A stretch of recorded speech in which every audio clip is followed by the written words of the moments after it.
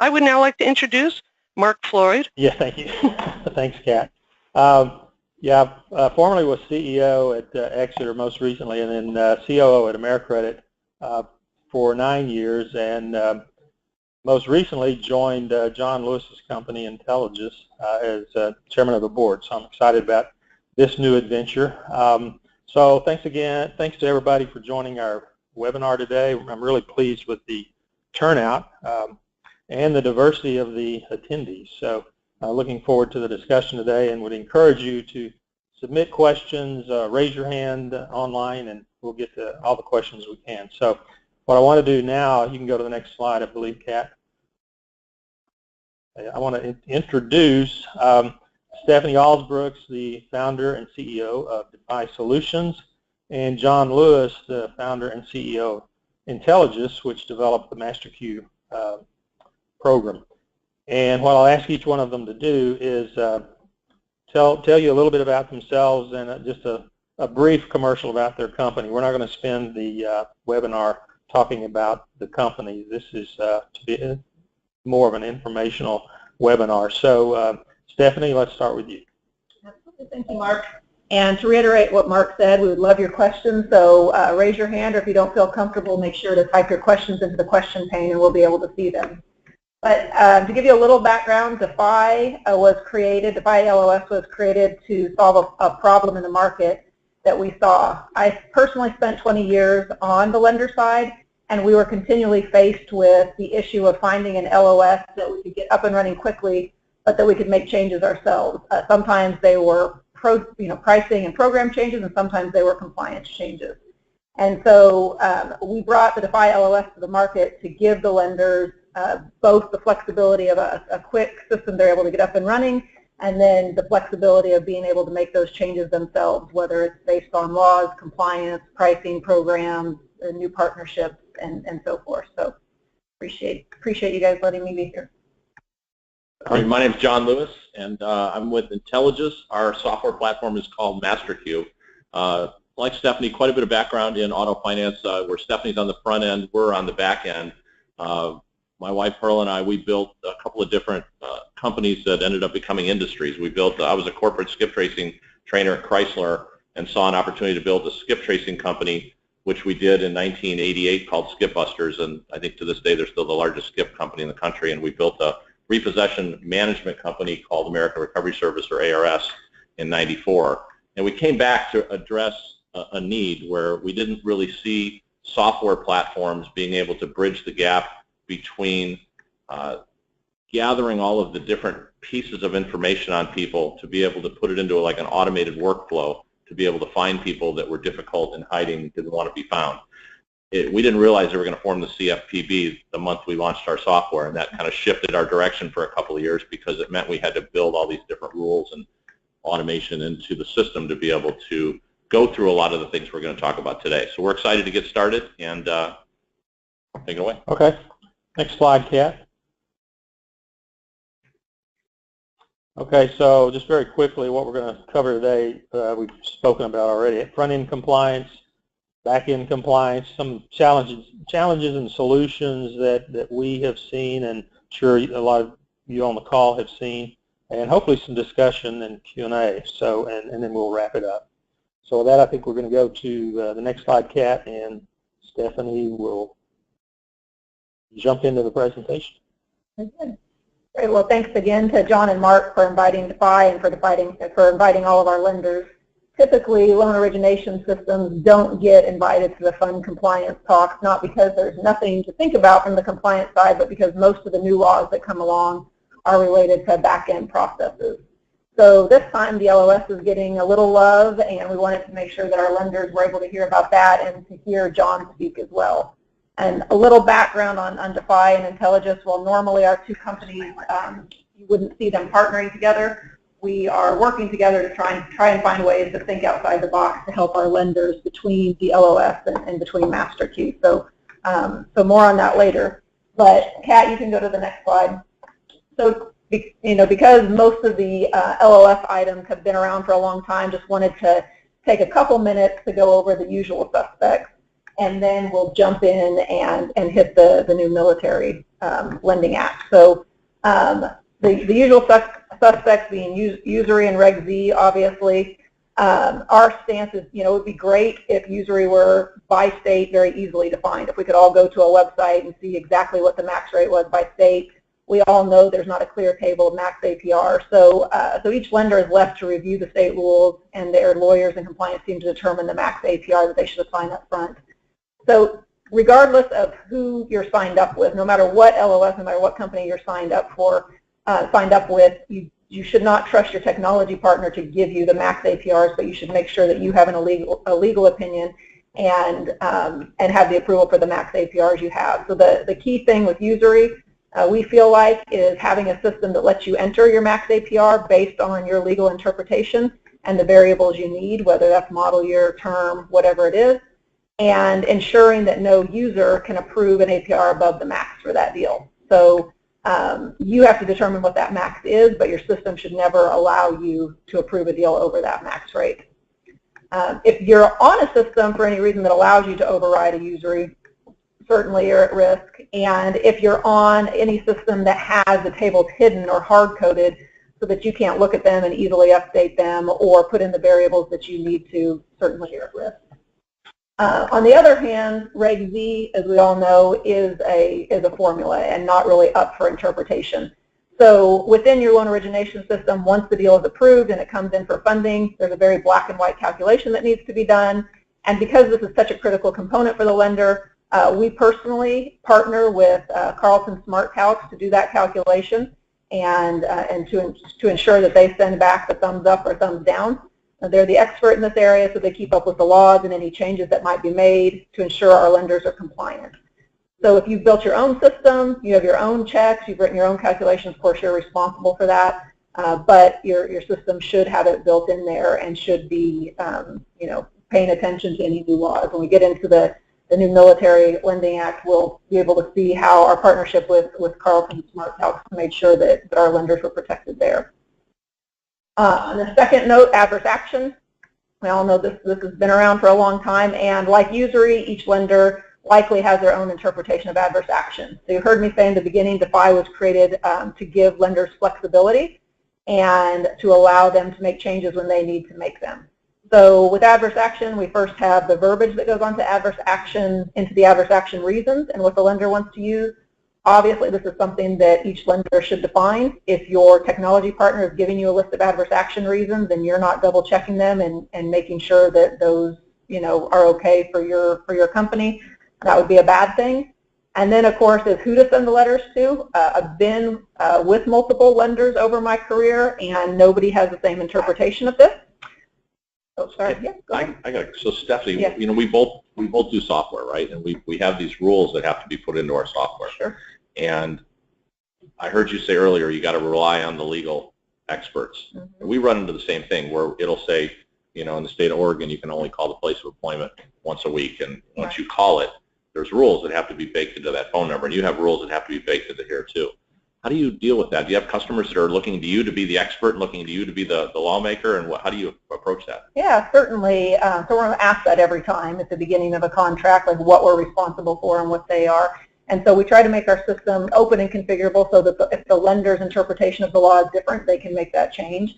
A lot of times we'll give a baseline template or something that's our opinion, but we always leave it flexible for the lender or the compliance team at the lender to adjust if they see it differently. Are there different, based on the size, are the smaller lenders wanting you to give the legal opinions more, and the larger ones have their own teams and they're kind of comfortable with that already and don't want you to make those rules? I would say the larger lenders tend to ask us, to make sure that we have in the system what they need, and even though their compliance team will double check us. So the smaller ones may not have their own teams, but they're pretty comfortable going for additional advice. So they'll rely on a lot of the tools that you've put in there already, but it's up to them to make sure that the laws that they're checking or boxes they're checking are right. Probably just like with your system. I mean, you guys interpret it and you build it in, and you can and talk to them about it. But ultimately, the lender needs to make sure that they've signed off on what's built into the system. Okay. Yep. Question.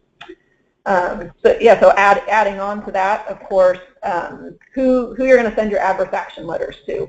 So every lender has a different opinion. We have our opinion, kind of what comes out of the box, just like you said, that adverse action letters will be sent to declines and to conditionals or counteroffers. However, we've run into lenders that want to send them on every applicant just to be safe. We've run into lenders who want to send them at 10 days to be safe instead of at 20 or 30 or whatever it is, and making sure that those things are configurable, that the lender can change and adjust to their level of comfort. We come across lenders who have very different definitions of what conditional is, and so our out-of-the-box system definition of conditional is if the amount financed or the term is lower than requested. However, one of our lenders might decide no if any variable in the request has changed, it's a conditional. Or they could say that we don't care if anything changed, it's just approval, and so while we wouldn't suggest that, it's up to the individual lender to go in and adjust it. So we certainly put in there kind of the most common practice, and then they can go and adjust it later. Same thing goes with the actual letters themselves. There are definitely adverse action template letters out there, but not every lender sends the same template. And some lenders will send a generic letter first and just say, contact me if you want additional information, and some send a very specific letter. So our system is open and configurable that even if one of our lenders gets a new interpretation a month after they go live or 6 months after they go live, it's a very quick, easy change for them. They don't have to come back to us to make the change. So that's the goal.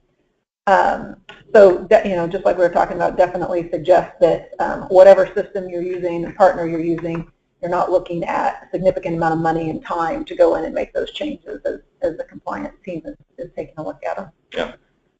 And then the final one on the usual suspects is obviously consistency of decisions. Everyone has learned over the last decade the key to showing that you're not discriminating in your decisioning process is having a system that works as an audit trail for you.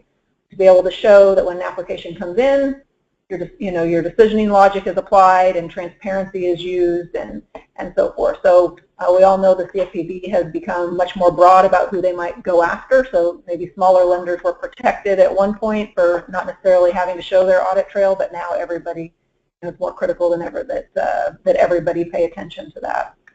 And so it can be a tough mind shift for some smaller lenders as maybe they're used to walking to the dealership and kind of looking through the applications and not entering them in and so forth. But having a system that's trackable is key to that. So from a compliance standpoint, we get the question all the time that a flexible origination system, it could be scary because it puts too much power in the lender's hands. And we obviously don't think that's a fear. Ultimately, whether it puts the power in your hands or not, you're responsible as a lender. And so better to have the control and have the process in place internally to be able to make those changes. And then I think if there's no questions on the kind of going over the usual suspects, Kat, you can go to the next slide and we'll jump into the new law. So the Military Lending Act, and I'm sure everybody on the phone is familiar with it, but it impacts, of course, direct lenders and refi lenders. It's going into effect very quickly, October 3rd. And so it's our understanding that, and how it impacts our customers and the system and the LOS, that every application that comes in, at least prior to funding, the lender has to determine, is this application impacted by the Military Lending Act? The bureaus, of course, offer products that can be add-ons to the subscriber code. The good thing about our system is once you have your subscriber code in, if you add additional products on with the bureau, they'll come through to our system automatically, so there's no changes needed there. So they'll go check the database, send back yes for military, no if not. And of course, if the answer is yes, then your usury charts are kind of out the window now. The max rate that can be charged is 36, even if you're an unregulated state. And in addition, there are some mandatory disclosures that have to go out. You have to make sure that if it's a military customer, that they get their mandatory disclosures. So within our system, we have the ability to create your own notification templates and those types of disclosures. So our customers that are impacted by this, certainly we've been chatting with and talking with. Ultimately, they control the configuration and those changes, but we give them the power to do that. And the second way it impacts it would be in the verifications process. The Reg Z check or the APR calculation is going to be different for customers who are flagged yes. And like I told you guys, we use Carlton Smart Calcs to do the Reg Z check. So, so that was an update we made between our integrations where Carlton updated their formula to calculate correctly, and we passed additional fields into them. So since we were integrated with them already, our lenders got the benefit of their keeping up with the laws and paying attention to it and updating it. Let's see. I mean, I think that's the basis of it. If, of course, if anybody has any questions, you're welcome to type them in. I know the majority of the information that we have is going to be on the back-end systems, and John's going to be covering that. Are you finding that your clients, your lender clients, I heard you say this, are paying attention to Military Lending Act, because there seems to be a growing or a groundswell in the industry about how big of a deal this potentially is. So I would encourage the lenders on the call to really pay attention, either with your internal compliance team, or assuming you use outside counsel for advice, really pay attention to this, because it may be a bigger deal than some people think. Yeah, and so far, all of our lenders that have been impacted have been actively digging into it and making sure that we didn't start talking to anybody yesterday with only a week left to go. Right. So, so I think everybody's going to be good to go by October 3rd or right around there. And then we had one other question here: how can technology help lenders deal with fast-moving compliance changes without costing a fortune? I think we covered a little bit of it in my chat with John, but it's more critical than ever with not just compliance changes, but market changes and wanting to keep on top of things and roll out new programs. That the technology that you have it lets you control it and lets you make changes, and is not something where you have to pay a bunch of money and wait 6 months for something to change. And so whether that's a compliance change, whether it's pulling new third-party data that you want to test out and try, we're just in a different time now, and within the technology is available to put that power in the lender's hands and make sure that they're not 6 months behind on a compliance change. When did you first realize that you wanted to build your own software? So I was fortunate enough at Americredit, because I was there for 10 years, to be part of a project to build an LOS from scratch, and then did that at multiple companies or using using different software tools. So I got into it. So you'd already been through the process. You got your education by being able to go through it a few times. And right. Did they always do it the way you wanted to, or were there things that they didn't do that you thought, man, if I was doing this myself, I could have done it different?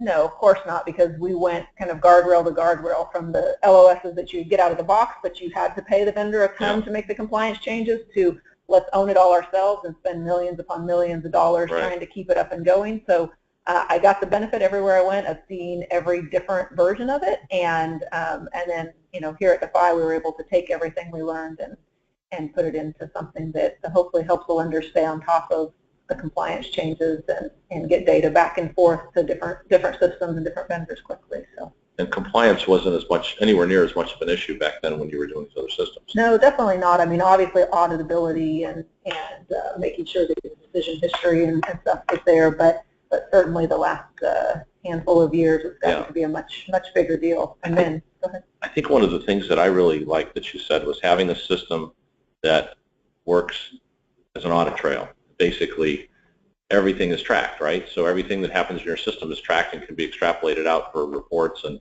when the auditors do come in, you've got the easy ability to show them the dashboards and show them the reporting that they need to see, so they have the confidence that you invested in a system that makes it easier for them to do their job. Yeah, from that standpoint, it definitely, from a compliance standpoint and for lenders raising money and so forth, it definitely makes a big difference to have a system that you can show your rules and show your credit policies and show your usury and your adverse action and so forth. And for the smaller guys that are out there, I think that's, we had the benefit of being audited by some of the biggest banks in the country. And when we go through those audits, we learn every single time. And what's I think really important is that when you haven't been through those before, and while this is definitely kind of scary stuff to have somebody come in and audit you for anything, but when it's your business and what you're doing, I think the technology really is the driving force behind being able to put in place what you need to track and have a way to track it and have alerts to come back and tell you when things are not happening that were supposed to happen, so that when they come in and sit down, they're able to get what they need, get in and out as quickly as possible, so they can see that you've put together the system that really works. Absolutely, and hopefully that transitions right into the items that you're going to chat it's about. Front end, back end, right? It's the same deal, right? That's the front end, and now it's your turn, and a lot more meat around the items that you're going to cover. Yeah, they definitely, with the new with these new rules, and Kat, you can probably forward a couple slides to the CFPB proposed new rules report. You know, they released a 117-page document of proposed rules, and for those who have had the pleasure to read it, it's quite a bit. There's a lot there. There's a lot of different angles. There's a lot of uncertainty. There's still room for discussion and the opportunity to provide feedback. When you look at some of the studies based around it, they really didn't get a real deep dive of the customers that they could have talked to. I think they talked to, you know, there's thousands of agencies, and they talked to a very small subset. So I think it'd be helpful to get everybody as involved as possible, because these are definitely going to have a big impact on us. And these really focus on the third party smaller. They come out and they say 75% of the debt collection agencies have a staff under 20, and that's who they say this focuses on. But I don't think we want to kid ourselves that that's exactly what it's only going to be. When they're talking about an FDCPA that hasn't been rewritten since 1977, and now they're starting to tell you how you have to really use that with today's technology and with some of the size and number of complaints they're seeing, I think they're really laying the groundwork for what is going to happen at the larger third parties as well as the first parties. That's just my opinion, but we'll go through it and you guys can form your own opinions. And so, you know, in 2012 they came out with the larger participant rule that said 60% of the revenue of the 100, you know, was 175 of the largest third parties that are all doing 10 million or more out of the 6,000 debt collection companies in the country. So those guys are already on the radar. They've already been audited. They've already had visits from the CFPB. This is really geared more towards the smaller companies, debt buyers, collection agencies, law firms, loan servicing companies. And then they clearly say in the next several months we'll address first party lenders. And there's already letters coming back from the credit union space, from the, you know, the Association for the Credit Union, saying please look at the fact that, you know, we're exempt from the FDCPA and please consider that, and so on and so forth. So I think it's going to be real interesting to see how this shakes out for everyone. But let's kind of dive in a little bit to what they're talking about. If you go to the next slide. So they really talk about 5 words that I pick out of this that come over and over again: information, verification, validation, disclosure, and communication. And if you go to the next slide, you kind of wonder, what do they want? Well, they clearly say to drastically overhaul the debt collection market by capping collector contact and ensuring companies collect the correct debt. So they're telling you what they want. They want to cap the amount of contact that you're able to make, and they want to make sure you're collecting the right amount of money. And one of the reasons why there's a lot of problems with that and a lot of disputes is because of the technology used to pass information from the first to the third parties. Is really, the systems are not in place to always give them everything they need. And I think that's important. So, you know, they talk about collecting the correct debt. They talk about, you know, being careful to not have excessive phone calls and disruptive phone calls. Don't call the guy at work if he says don't call him at work. And if he does say don't call him at work, then how does the next person working the account know that? Make the debt details clear, but make the disputing process easy. Sounds simple, and I don't know if they're going to be able to simplify it in the way that they say, but that's one of their objectives. They want to make sure that the debt has been documented clearly, and that in a lot of cases they want to send out letters in advance that clearly says exactly what do they owe, and provide a 30-day moratorium before they even start collecting the debt. And they want to be able to make sure that they're not allowing collections to continue or lawsuits to happen if the proper documentation isn't followed. And I think they want that because when they go in and do an audit, they want to know that. They want to be able to see that and be able to clearly see it, and they want to tie the first and third parties together to be able to hold them both responsible, and they seem to be starting to do that in this document. and they want to stop burying the dispute, meaning that the customer complains to the first person, I don't owe the money, and then they just outsource it to another vendor, and that guy doesn't, the vendor doesn't know that they disputed it because it's buried somewhere in some notes, and now they want to make sure that that information is passed. So if you go to the next slide, why are they doing this? Well, they're doing it because they're getting a ton of complaints. 85,000 complaints last year. They say this is the largest industry for consumer complaints, and 25% of all the complaints by the FTC are coming from this industry. And it's mostly around money people feel they don't owe, being harassed, making false and misleading statements. I mean, I think the industry's changed a lot in the 30 years I've been in it, where you don't see as many types of things being said, especially when you're trying to locate people. In the old days, there was a lot of things that happened, a lot of things said on the phone that were misleading, trying to locate the person that had skipped out on their loan. You really can't do that anymore. Now your calls are recorded. Now everybody's listening to what you're saying, and if you say the wrong thing, you'll lose your client. Threatening legal action without taking legal action. I mean, that's the oldest trick in the book, that I'm going to sue you if you don't pay, but then they never sue anybody, and you intimidate people, and that's not the right thing to do. And I think it's a good thing that they're really doing some of these things and making it, holding people accountable, if you will. Improper contact kind of falls back into false or misleading statements, but that's a pretty wide scope of what that can mean. And then disclosing debts to third parties. I mean, nobody deserves to have a bill collector tell their brother or cousin that they're past due on their payments. So I think they've tried to get a little smarter about that whole level of contact and what can be and can't be said, and the lenders are getting smarter about the requirements to have all calls recorded and monitor the calls and make sure we're listening to what the people we're hiring are saying. If you go to the next slide, who does this impact? So you look at this, there's 4,000 small collection firms, and they interviewed 58. So it's kind of hard to get a good sampling of what's going on. You get a little sample. I mean, there's some interesting things that they put in there when you read. There's a whole other study they did about this whole study. It's another 30 or 40 pages. But, you can see the size of the companies. So 2,500 companies out of 3,900 are, less than 10 people. And then you can also see the percentage of the revenue. And we'll send this deck out after the conference, so you don't need to worry about the screenshot or anything like that. We'll get you guys all this deck so you can kind of see some of these numbers. And it's all in the document. That's really easy to find. And if you go to the next slide, please. So there's some new terminology that they've introduced that I think is important, and it's confirmed consumer contact. And they define that as this contact that exists once the collector, and it could be the current collector, it could be the prior collector, has communicated with the customer about the debt, and that the consumer answered, so it wasn't a voicemail, and that they verified they were the debtor.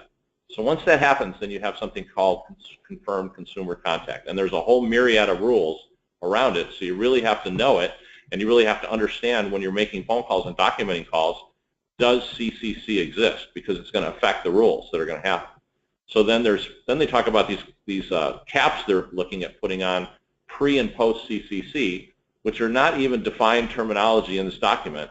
They're only kind of casually mentioned and saying, before you have consumer contact, confirmed consumer contact, that would be, you'd be in the pre-situation, and after you have it, you're in the post-situation. Well, I mean, as any collector that's on this webinar, or anybody's ever done collections, you're going to realize, okay, I talked to the guy, he can call me in 5 months. I've left how many messages? Am I still in the confirmed consumer contact because I talked to him one time? When does that go away? And I didn't really see, and maybe someone who has read through this saw a little more than I saw in terms of what's the definition of that, of when that goes away, because I think that's going to really affect a lot of the laws. Information is a big part of this. Passing the information from the first party to the third party is critical when it's going out for deficiencies, when it's going out for repossession, what have you. It's important to be able to pass the right information and have a system in place that does that. And now it's putting the responsibility on the third parties to substantiate that debt. So it's taking the onus, in a sense, to the first party and saying you got to give it to them, but it's also going to the third party saying you have to know that this is right, and if not, you can't work the account.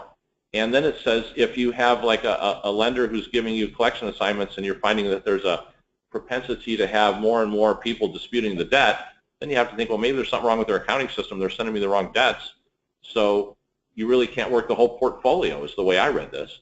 So I think that that's you know, it's a good thing to require the lenders to extrapolate the information out of their systems and get it to the third parties, and it's the way it should be. It should be accurate information: full name, last address, phone number, account number, specific information. When did they last pay? When are they next due? If you get the guy on the phone, you want to know that to have an intelligent discussion as a third party when you're discussing it with someone that was referred to you by the first party. The next one, I think, is maybe one of the biggest impacts: information sharing. Requirements and restrictions would follow the debt if it were sold or transferred. And if you change the slide to information, sorry about that, Kat, I forgot to tell you to do that. But the second part of that, information sharing, requirements and restrictions would follow the debt if it were sold or transferred. So if you move the account from vendor to vendor or you sell it, there's still requirements on the first party to be responsible, and there's still restrictions that are placed. And a lot of those restrictions have to do with passing and sharing of information. So what they're saying is they're requiring information that could cause a subsequent debt collector to fall into a regulatory problem if they don't know what the first guy did. So what they're saying, you know, let's look at the location rules under FPA. If you lose track of your customer and you're trying to reach them, and you call the guy's brother, and let's say it's an early stage bucket at the lender. You call him at day 30, and the brother says, "Don't call me again." And you put that into a note.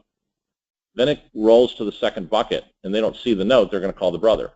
And then it goes to the repossessor, or it goes to the skip tracer, and they don't see the note, or they never get the note because the information wasn't shared to them, and that information needs to be shared to them because if they call the brother, they have a violation.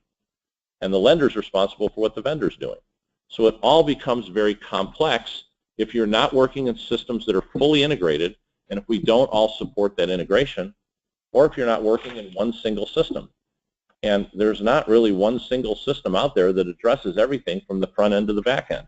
So that means we all have to figure out a way to work together, you know, as Defi and I are doing, and saying, is there a way here that we can look at the integration of our systems? Even though they're on the complete front end and we're on the complete back end, I think there's some synergies of being able to do that. Or is there a way that we can integrate with collection systems, as Defi has done? And I think that makes sense too.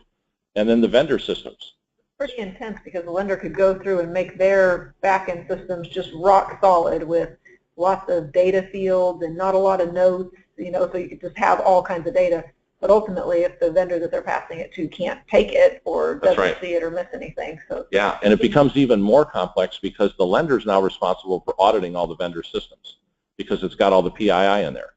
So in the repossession industry, which we're very familiar with, some of the larger repossession companies, they get assignments in 13 different systems.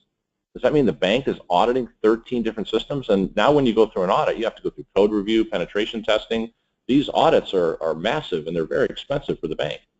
So are they going to continue to just allow the data to flow out in all these different systems? It's really, really mind-boggling when you look at all this. So it's a challenge. And I hope the CFPB realizes it, because when you look at cost, if you Google $$ sign in this 117-page document, there's places where they say it'll cost $1,000. It's like pretty unrealistic. So if you go to the next slide, verification, validation, disclosure. Again, you know, the sharing process is discussed again. Got to share the debt information, got to share the consumer information. Then the specific pre and post confirmed consumer contact has to be shared, because if you have consumer contact and you send it out to another vendor, they have to know that, or they may fail based on some of the federal and state regulatory contact requirements. And then pre-collection notices for verification, validation, and disclosure, where there'd be a 30-day moratorium. So when you receive the debt, you have to verify everything is in place of what you need to be able to collect the debt. You have to monitor the portfolio to make sure that you don't have a bunch of debt that people are disputing, because then you may have a problem with this person or the company that's sending the information. And then there's a 30-day moratorium before you can do anything that gives the person the right to take the letter they get and peel off the bottom and send it back into you, so there's an actual process around disputing the debt that they're feeling needs to be made easier. Go to the next slide, communication. Prior to initiating collection activity, again, obtaining and reviewing the information, and not having this affects FDCPA rules, transferring the information from vendor to vendor, again, through communication. How does one person communicate with another? And it really, it really hits home, I think, when you really look at the magnitude of this. If you go to the next slide, calling restrictions. Regulations to govern the contact frequency and the leaving of messages, and regulations to govern the time, the place, and the manner of collection contacts. Adding numerical restrictions, and we'll show you what those look like, and being able to add caps, and now also saying that contact is not just a phone call. Contact is email, text, mail, field contact. So if the repossessor goes out to repossess a car, makes contact, then your repossession system needs to be able to document that and tell you that so that you can track it. If you go to the next slide, you can start to see what those numbers look like. So collector activity, they either do or don't have confirmed consumer contact.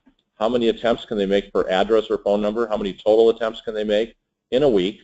And how are you tracking this? And how are you tracking this if multiple people are working the account? So it sounds like, just like with some of the stuff on the front end, some stuff is very obvious, 3, 6, whatever it is. But then the definition of what contact is, or what each lender may have a slightly different definition, or what pre is versus post is. That's right. Whatever. Like in Massachusetts, they tell you that you can contact the customer twice in a week if he gave you the phone number. So you have to know the source of the phone number. But a lot of times you go to LexisNexis or a data provider and get the phone number. So now all of a sudden, you got the phone number not from the customer. So you have to have a system, that's what we built, to where you can know the source of the data and say, okay, I got this out of my Shaw collection system and I know the customer gave it to me, so it's 2. But I got it from LexisNexis, I can only call them once. How do you make sure they don't call a second time? And if you pass the account to a vendor, how do you make sure the vendor doesn't call?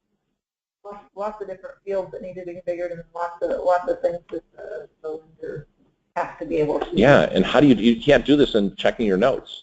Right. So then the second part is about in regards to the location contact, where they're giving you a little more flexibility. So attempts per unique address, look at it, 3, 6. They're not putting limits on the number of calls you can make to different people. So that's good. They allow you to continue to keep calling to locate the person without caps. So that helps. As you notice, it says customer has confirmed consumer contact. I guess 0 means that it's not even applicable because they have the confirmed consumer contact. But in the document, it states that they're okay with you calling the brother and the sister and the cousin as long as you don't repeatedly call them.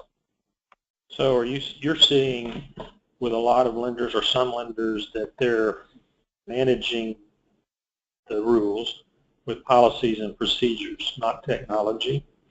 I see them to some degree trying to manage it with technology. I see them trying to manage it with Excel spreadsheets, to be honest with you. So manually, yeah. It's complex, and I don't know how they could be doing it without, as a matter of fact, I don't think they can be doing it accurately without it. When there is technology to help them. Yeah, and I'm sure some of the systems that they have some of these things in place. Right. Where it gets tricky is, if you're paying millions of dollars for your collection system, you can't necessarily give that collection system out to your repossession, skip tracing, deficiency collection vendors. So how do they work in the same system? That's what becomes complex. And I think, when you look at some of the feedback that we've seen online and other commentaries, Ballard Spahr is a pretty well noted firm in our industry, and they're saying this is going to dramatically alter the debt collection landscape and all aspects of the collection process.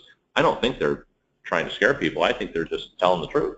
And somebody as respected as KPMG, I think they really hit the nail on the head. Banks have a window to implement stronger third-party vendor management standards. They're already doing that. The banks have gotten really good at doing that.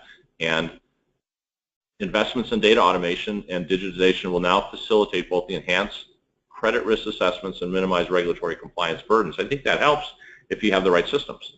And then the last thing is the most important. Strategic firms will take the opportunity to upgrade their compliance and management information systems. And I know that sounds like a total commercial for what we're doing, but we're running a software company. Both of us are running software companies, and we've seen this coming, and that's what we've been building.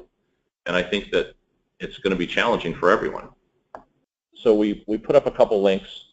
If people want to discuss specific products and things, we can do that later. So you've got websites to be able to request us and talk to us and so on and so forth. But I think that the fact is that these are some pretty significant changes they're proposing, only at the small third-party lender stage, but it gives us a lot of time, I think, to really think about where's this coming into the first-party stage and how do we be prepared for that. So, so Kat, I would say we should open it up for questions. If there's questions and you want to raise your hand, if you don't feel comfortable giving your name and speaking, you can certainly enter them in the questions pane. And from a presentation standpoint, that's all the data that we have. So if there's any questions, we'll wait a couple minutes and let people ask questions. I have a question I'll pose to you, Stephanie, while we're waiting.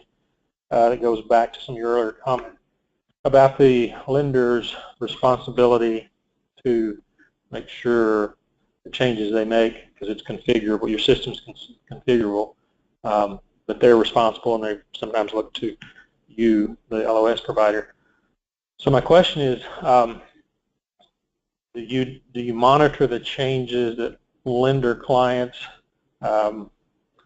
make to their LOS related to compliance? Because I'm wondering if you do you then advise them when you see something that's a yellow flag or red flag?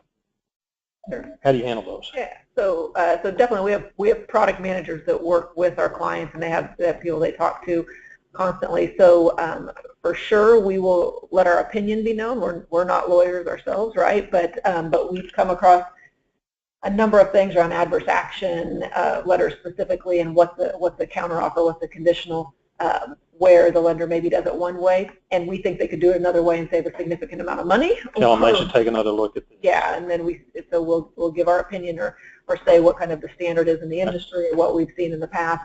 We've called out, obviously, for legal help and questions to a number of people that we've worked with before to help our lenders. So we don't necessarily have a trigger telling us anytime anyone changes the usury and, hey, we should look at it, kind of thing. But we work closely with the lenders, not just in implementation, but ongoing to talk through. Good. It's helpful. Looks like there's another question. Has the CFPB put a timeline or date to when the lenders must have systems in place to accommodate these changes? So on our side, on the front end, it's October 3rd. What about on your side, John? These are just proposed at this point, so they haven't put a timeline yet. So I think that's good that everybody has a chance to really digest these and look at what they've got in place and what does their strategy look like going into 2017. And there's another question. Even with all the tools and technologies, mistakes do often happen. What safeguards should a lender put in place to protect themselves? On the front end side, we tell our lenders they should definitely have internal change management process. You know, nothing should. They should only give certain people the ability to make changes in the system, and everything in our system can be controlled. You know, everyone can have access, or one person can have access, so it's all permissions based. But we definitely suggest they have a change management practice in place, especially for particular configurations and tables. Yeah, very structured, very formal. Very structured. Make sure they get people to sign off on it before it's put in place. Make sure they look at the before and after, even taking screenshots of it and before and after. But ultimately, yeah, regardless of what system anybody is on, configurable or not, they should be have an internal change management process. Yeah, and change management is critical. And I think that, I mean, mistakes are going to happen, and I haven't had an auditor yet who hasn't accepted the fact that it was a mistake. It's when you make the same mistake over and over again. And I think with technology, what you can do, one of our partners built a company called CoreLogic, and he's a sharp guy and has been very successful in software. And one of the things he kind of mandated that we do when we built the software was he said, you can program software to be able to project what's supposed to happen.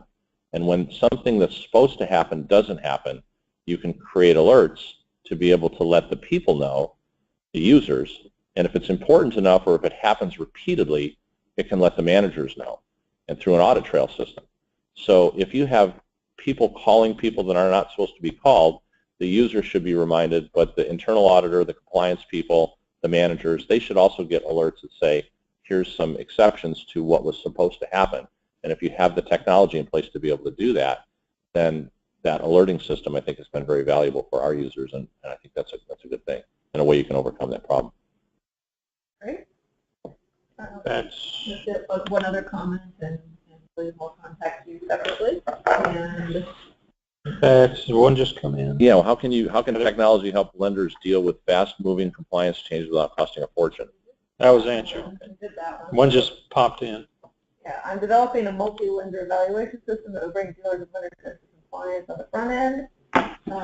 There you go. We'll have to invite you to the next webinar there. Yeah, definitely. Definitely additional compliance is always helpful. That would be good. Uh, That's all I see. I think that's it.